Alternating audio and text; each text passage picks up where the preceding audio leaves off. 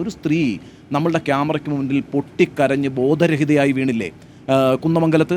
അപ്പോൾ ആ ദൃശ്യങ്ങളെല്ലാം മലയാളികൾ കണ്ടുകൊണ്ടിരിക്കുകയല്ലേ. അപ്പോൾ ഇത് എല്ലാ വീടുകളിലെയും ഒരു പ്രശ്നമായി മാറിയിരിക്കുന്നു എന്നുള്ളതാണ്. സ്വന്തം കുഞ്ഞുങ്ങൾ വീട്ടിന് പുറത്തേക്ക് പോയി കഴിഞ്ഞാൽ അവർ സുരക്ഷിതരാണോ, അവർ ശരിയായ പാതയിലാണോ നടന്നുകൊണ്ടിരിക്കുന്നത് എന്നുള്ളത് നമ്മുടെ സർക്കാരിൻ്റെ ഒരു കണക്ക് തന്നെ ഉണ്ടല്ലോ. എന്താണ് ആ കണക്ക്? 2023 പ്രസിദ്ധീകരിച്ച കണക്കാണ്. ഇപ്പോൾ അത് എത്രയായിരിക്കും ആ വ്യത്യാസം വന്നിട്ടുണ്ടാവുക എന്ന് എനിക്കറിയില്ല. പക്ഷേ എങ്കിൽ കൂടിയും 10 വയസ്സിനും 15 വയസ്സിനും ഇടയിൽ പ്രായമുള്ള കുട്ടികളാണ് 70% ഈ പറയുന്ന മയക്കുമരുന്നിൻ്റെ ഉപഭോക്താക്കളായി മാറിയിരിക്കുന്നത്. അതൊരു ചെറിയ കണക്കാണോ?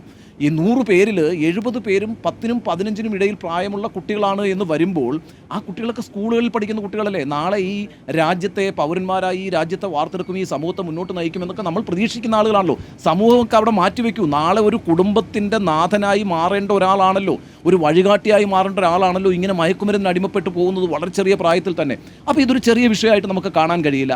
സ്വാഭാവികമായും അതിനെതിരായിട്ടൊരു പ്രതിരോധം ഉണ്ടാക്കേണ്ടതുണ്ട്. ആ പ്രതിരോധം എവിടെയാണ് സംഭവിക്കേണ്ടത്?